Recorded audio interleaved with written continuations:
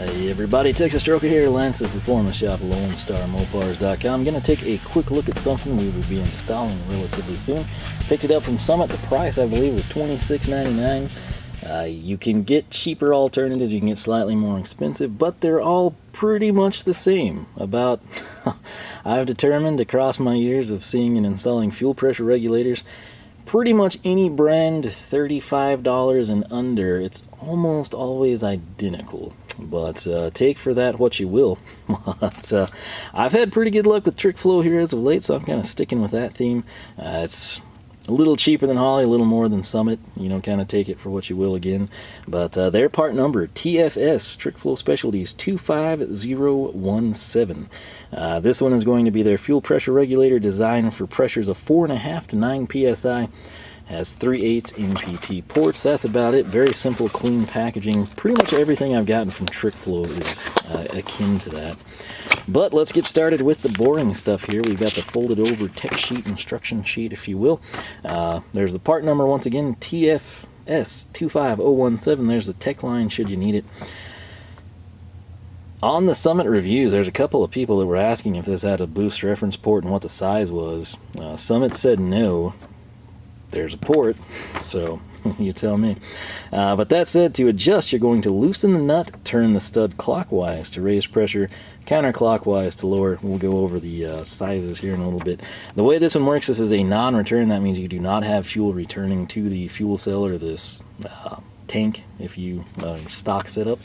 But basically, we're going to come in, you're going to have this is your entry, and these are your two outlets. So, for most people, if you're not doing anything too crazy, you just need to dial the pressure back, maybe you're flooding your Holley or something along those lines, swapped electrical pumps, this one's a little bit more lively, whatever it may be, you can totally cap off one of those sides. You don't have to run the two outlets if that's not what you need to do. Installation instructions. Installation of this regulator should follow the above illustration to route the fuel lines. Once again, in from the bottom, out from the sides. That's about all there is to it. The ports are 3/8 pipe thread. Use the provided mounting bracket to mount the regulator.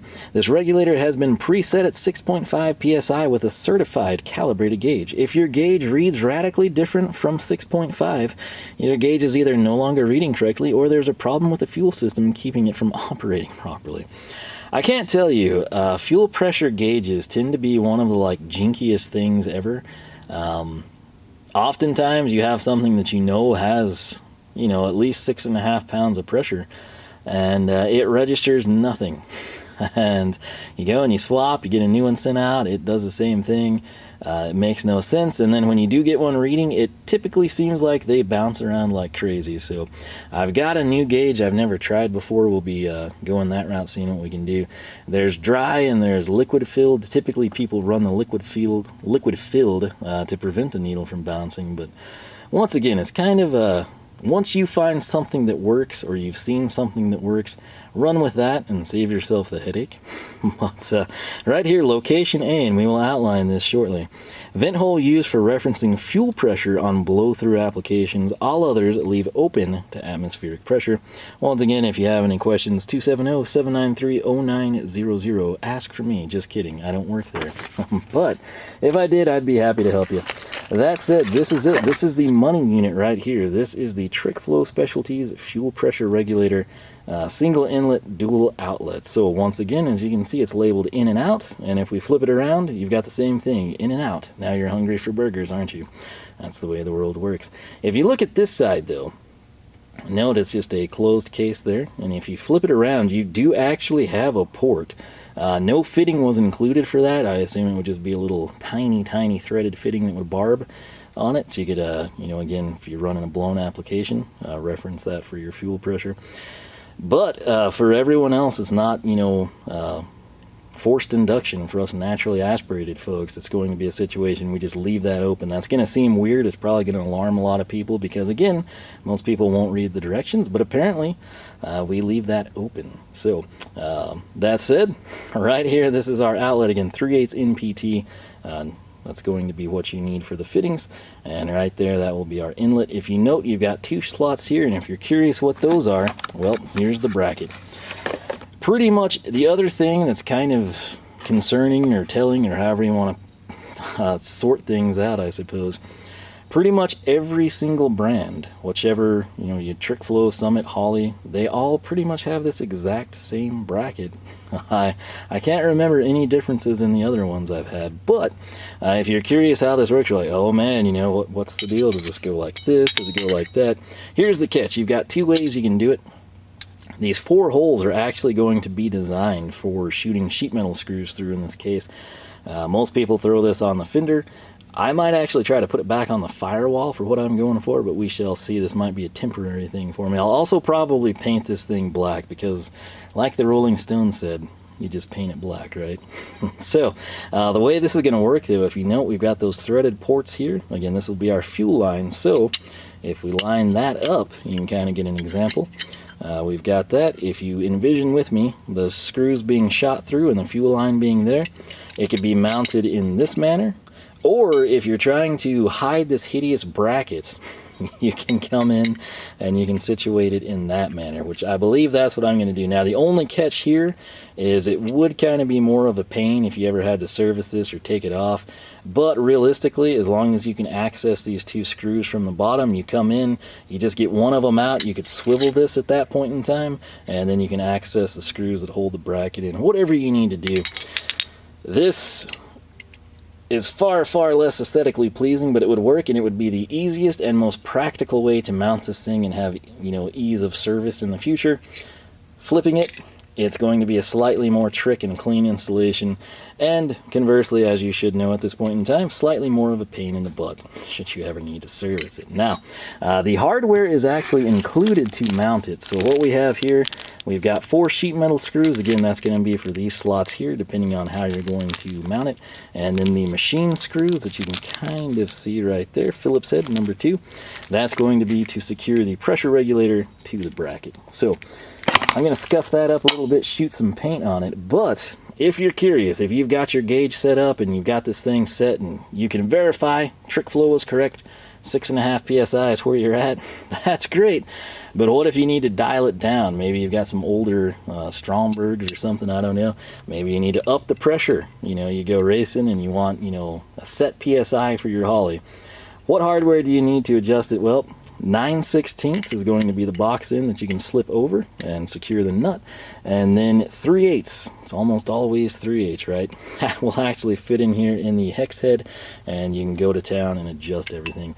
I'm leaving this thing alone because I want 6.5 psi. I don't want any more than that, because currently I've got an issue where fuel is being pushed out of the car through the needle and seat, which means there's too much pressure. So this should dial it back down, take care of it. But again, one more time for you. If you do need to adjust, whether you need a lower fuel pressure or want to max this out, again, 4.5 to 9, that is going to be the range of this unit. Loosen the nut, turn the stud clockwise to raise pressure, and counterclockwise to lower your pressure. So that is that. This is $26.99. Picked it up from summitracing.com. Again, let me know if you've recently installed fuel pressure regulators, if you've been messing with them for years and years and years. If you deviate brands, if you're like, oh, Summit's half the price of Holley, I'm curious. If you were to take them and compare them directly, these are things I would do if I had more money, or like if YouTube paid anything, I would be like, hey, let's go ahead and bring in the $20 Summit one, right? And do a direct comparison. There might be subtle differences, there probably are, but I mean, in the broader scope of things, these are very, very eerily similar across all makes and all price scopes, at least at this point in time. Now, when you get into the higher, I'm talking like $80 and above, 80 on up to the crazy price range. When you get into that, you get into the billet stuff, there are design changes, there are way, way more options in terms of aesthetics. But this stuff like $15 to $35 range, right? Pretty much everything looks exactly like this. So I'm curious, though, if you have experience with the others, by all means, let us know.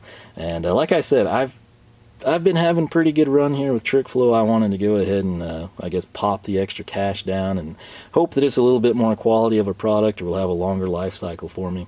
If not, hey, it's the brand. Honestly, there's no branding on this at all, which is a sort of another telltale sign. This might be like one company making these, selling these, and sort of just everyone's putting them out there in their own packaging.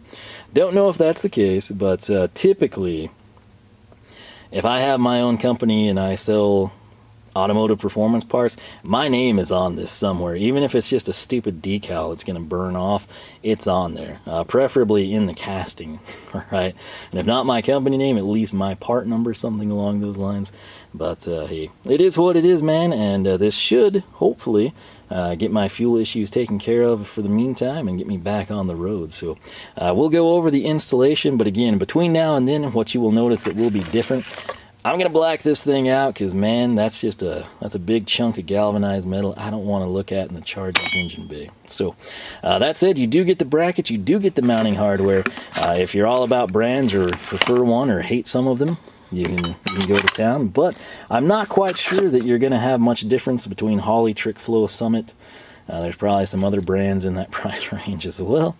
But hey, I'll take it for what it is. I'm going to install this in good faith. We'll try to get a gauge that will read accurately for us so we can keep tabs on this from time to time. It's kind of a strange deal. There's no ports on the regulators at this price point. You would think that would be like a common feature if people are concerned enough about their pressure to want a regulator. You can only logically assume that they would want to monitor it as well. But hey, what do I know? So we'll probably come in, it's kind of, again, jinky, but you know, it's the barbed fitting with an MPT port where you can thread in your gauge. I guess that's the route we'll go. If you have a better solution, let me know. But for now, I'm hoping this gets me back up and running. $26.99 from Summit. Trick Flow Specialties TFS-25017. 3/8 in, 3/8 out.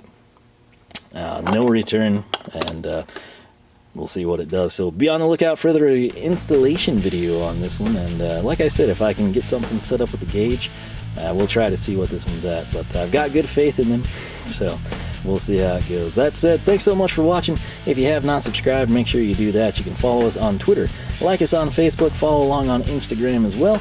And like I said, there's all kinds of things YouTube makes you do, but we're putting out 2-3 videos a week typically, so if you're not getting notified on those, there's probably bells and flaming hoops that you need to jump through, so be on the lookout for those. That said, thanks so much for watching. We'll catch you back here for more action from the shop.